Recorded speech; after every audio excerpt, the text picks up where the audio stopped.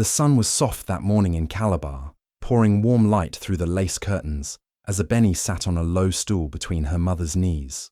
The gentle tug of her mother's fingers moved through her thick, coily hair, like a rhythm she'd known since birth. Her mother hummed an old folk song, the one that always made Abeni feel safe, wrapped in something deeper than words. "Your hair is your crown, my queen," her mother whispered close to her ear, her voice like honey. Abeni smiled, her heart swelling, even though she didn't fully understand what it meant yet. All she knew was that when her mother said things like that, it felt like magic, like truth. After the last braid was tucked in place, her mother opened a small cloth pouch. Inside were beautiful handmade beads, bright reds, deep blues, soft golds. "From the market women," her mother said proudly. "They said they've never seen someone with hair like yours."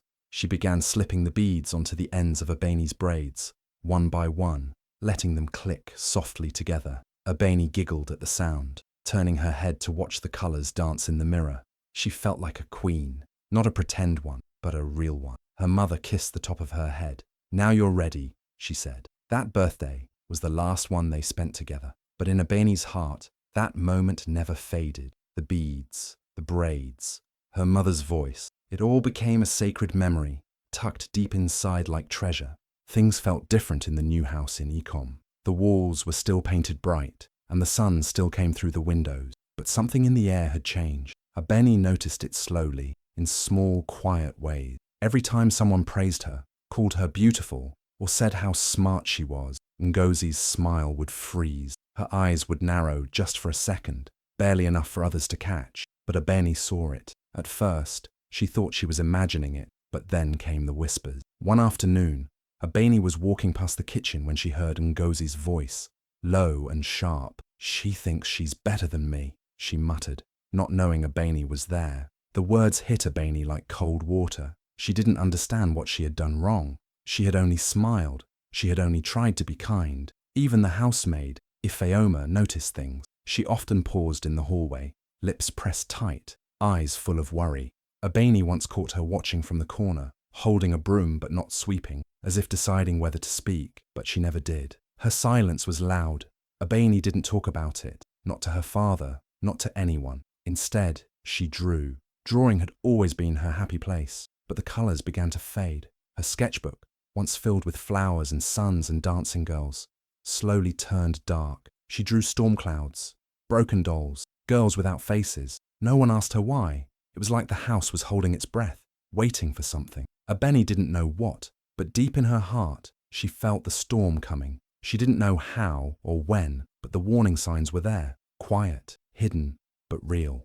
Abeni woke up on her birthday with a little bit of hope in her heart. Maybe today would be different. Maybe Ngozi would smile and mean it. Maybe Papa would come home early with a cake like last year. She sat on the edge of her bed, still in her nightdress, gently touching the beads in her hair, the same ones Mama had given her. Her heart held onto that memory like it was gold. The door creaked open. Ngozi stood there, holding something behind her back and smiling in a strange way. "Happy birthday, Abeni," she said softly, too softly. Her voice was sweet, but her eyes weren't. Still, Abeni tried to believe it. She thought maybe it was a gift. Maybe the weirdness in the house would go away, just for today. "Close your eyes," Ngozi said. Abeni did. Her chest fluttered with nervous excitement. She waited for the smell of cake or the feel of a ribbon, but instead she heard it, the sharp, cold snip of scissors. Her eyes flew open just in time to see the silver blades flash again. A thick braid dropped to the floor, then another. Her body froze. "What are you doing?" she whispered, her voice shaking. Ngozi leaned close, her voice low and cruel. "Now, let's see who still calls you beautiful." Abeni didn't move. She didn't scream. She just sat there as her crown, the one Mama braided with love, was chopped away piece by piece. Tears slipped down her cheeks, but she stayed quiet. The pain was too big for words. When it was over, the room felt too quiet, like it couldn't breathe. Abeni looked down and saw one of her braids lying on the floor. She picked it up slowly, holding it in both hands like a broken doll. The beads clicked softly, the same sound that once made her giggle. Now it just made her want to disappear. Her heart felt like it had cracked in half, not just because her hair was gone, but because something sacred had been taken, something Mama had left behind. and she knew, deep in her soul, nothing would ever be the same again. The sound of the machines at Obasi's workshop filled the air, loud and steady, but his mind wasn't there. He held a small screw in his hand, but he hadn't moved in minutes. His eyes were distant, staring at nothing. His thoughts were far away, back to a hospital room, back to the day everything changed. His wife had been so weak that day, her skin pale, her voice barely a whisper, but her eyes still held fire. She reached for his hand and pressed something into it, a thin, woven bracelet. "I made it for you," she said with a tired smile, "so you never forget." Obasi had kissed her forehead, fighting the tears in his throat. "Forget what?" he asked, even though he already knew. She looked at him, so serious, her voice shaking. Promise me you'll protect her light, no matter what." "I swear," he had whispered. "I swear." Now, years later, in the middle of a workday, that promise echoed in his ears like thunder. He looked down at his wrist. The bracelet was still there, faded now, but strong, just like her love. And then the guilt hit him, hard. He hadn't been there that morning. He had kissed Abeni's forehead quickly, told her happy birthday, and rushed out the door. Told himself he'd make it up to her later. But he didn't know that while he was at work, her world was breaking. She needed him, and he wasn't there. Obasi clenched his fist around the bracelet, his jaw tight. He could almost hear his wife's voice again. Protect her light. He had failed, but not anymore. He stood up slowly, heart pounding. A fire was building inside him now. Not anger, but love. Fierce, protective love. He couldn't change what happened that morning, but he could choose what happened next. And he would, because he had made a promise. And Obasi was a man who kept his word.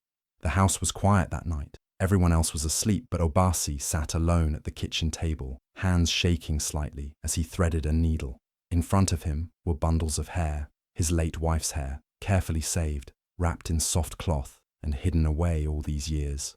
He had never touched it, not until now. The scissors, the braids on the floor, the look in Abeni's eyes, so broken, so silent. It haunted him. He had held her close after it happened, but she didn't say a word, just pressed her face into his chest and wept. All he could do was hold her tighter, whispering, "I'm so sorry," again and again. But sorry wasn't enough. He needed to give her something back. So now, by the dim kitchen light, Obasi worked with clumsy fingers and a full heart. He wasn't a tailor. He wasn't even good at sewing, but every stitch was filled with love. He had watched his wife braid Abeni's hair so many times, patient, gentle, proud. Now he was doing the same, in his own way. He whispered to the night, as if she could hear him, "She needs you. Help me do this right." Hours passed. When the wig was finally done, he held it in both hands. It wasn't perfect, but it was beautiful. It smelled like the old hair cream his wife used. It felt like home. The next morning, Obasi sat on Abeni's bed. She looked up at him slowly, her eyes still heavy with sadness. He didn't say much, just placed the wig gently on her head, adjusting it with the same care her mother once used. For a long moment, neither of them spoke. Then Abeni touched the strands, her fingers trembling. She looked at her father, tears sliding down her cheeks. "Thank you for seeing me, Papa," she whispered. Obasi couldn't speak. He just pulled her into his arms, holding her like he never wanted to let go. And somewhere deep in Abeni's heart, a tiny piece of her began to heal. Even in death, her mother had protected her. And now, her father finally had too.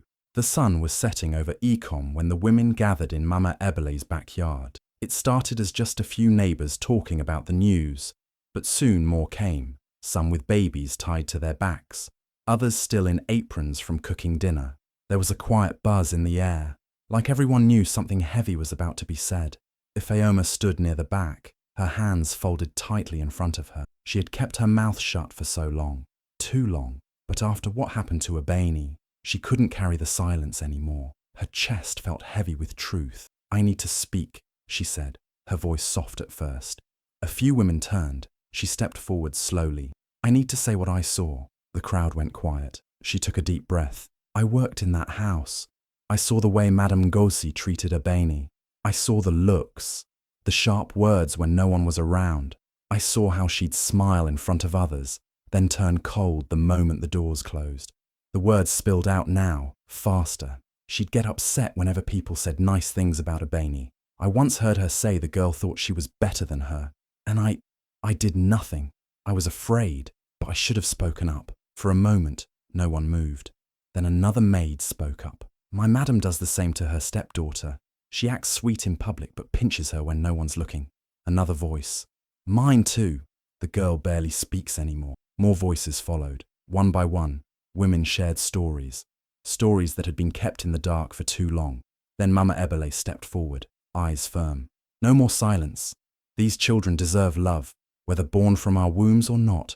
We must do better, and we must protect them when others don't. There were tears. There were nods. But most of all, there was a new fire in the air, the kind that comes when truth is finally spoken. Ifeoma didn't smile, but her shoulders softened. For the first time in a long while, she felt brave, and Abeni's story had lit the match.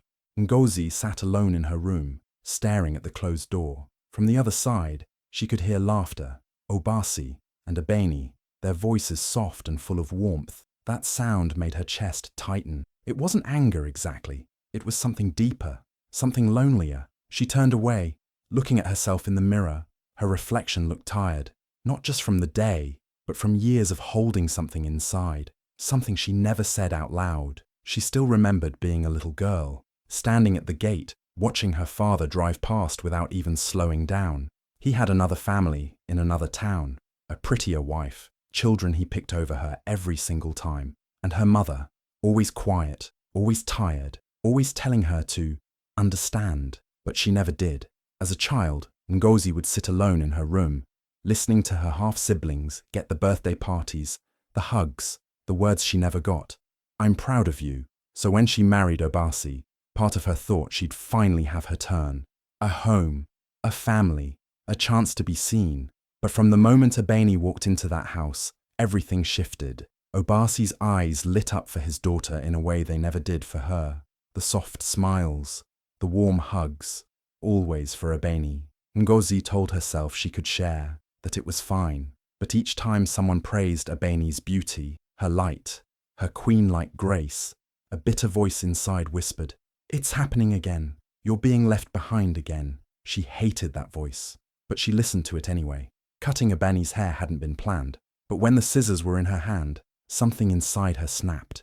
It was ugly, it was cruel, but in that twisted moment, it felt like taking back something. Now, sitting in the silence, Ngozi didn't feel powerful. She felt hollow, not proud, just lost. She looked down at her hands, the same ones that had once reached for love and found nothing. It didn't make what she did right, but maybe, just maybe, it explained the broken pieces inside her. And broken people, they don't always know how to love without hurting someone else first.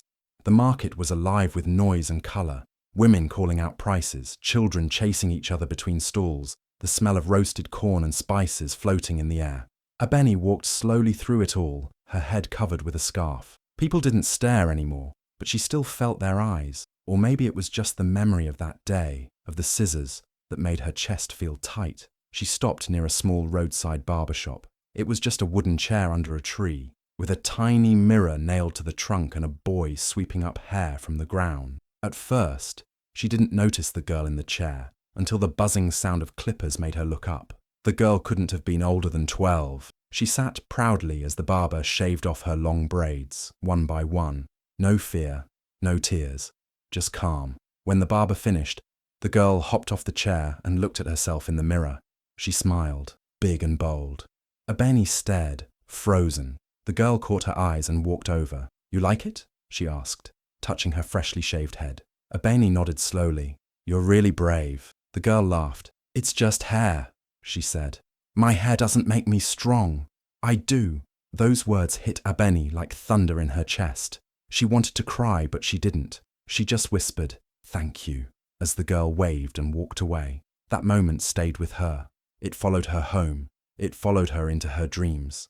And later that night, she took out her old sketchbook, the one she had stopped using since everything happened. She drew a girl with a bald head and a crown of light shining from within. That drawing became the first spark of her project. Crown Within, she would later call it, because that girl at the market reminded her of something powerful. Even when they take your hair, your light, your voice, your crown is still yours, and it lives inside you.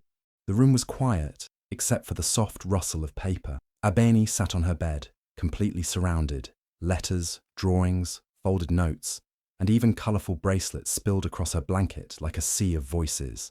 Each envelope had a name. Each one came from somewhere far away. Lagos, Jos, Enugu, Kano, Port Harcourt, cities and towns she had never visited. But now, she felt like every girl who wrote to her was sitting right beside her. She picked up the first letter. It was from a girl named Simi in Abuja. Dear Abeni, I used to be afraid to speak. My stepmother always told me I was too much. But when I saw your story, I felt seen. You helped me tell my dad the truth. Abeni placed a hand over her heart, her fingers trembling. Another note, this one hand-drawn in crayon, had a stick figure girl with no hair and a glowing crown over her head. Thank you for showing us that beauty starts from inside. She smiled through the tears now forming in her eyes. Then she opened one more letter. The handwriting was shaky but bold. I cut my hair too, but this time, by choice. Not because someone took it. I looked in the mirror and said, this is still me. Thank you for being brave first. Abeni broke down crying, not out of sadness, but out of something deeper, healing, joy, pride, all mixed together. She had felt so alone after that day, after the scissors, after the silence. But now this room, her tiny bedroom, was filled with power, with sisterhood, with proof that her pain had become something bigger, something brighter. She wiped her tears, picked up her sketchbook, and began writing names in gold pen. Simi, Zara, Uche, Halima, every girl who found courage through her story. She wasn't just a girl who lost her hair anymore. She was a spark. And now, a fire was spreading across Nigeria, letter by letter, voice by voice. The crown was never about what sat on her head. It was about what lived in her heart. And now, thousands of girls were wearing theirs too.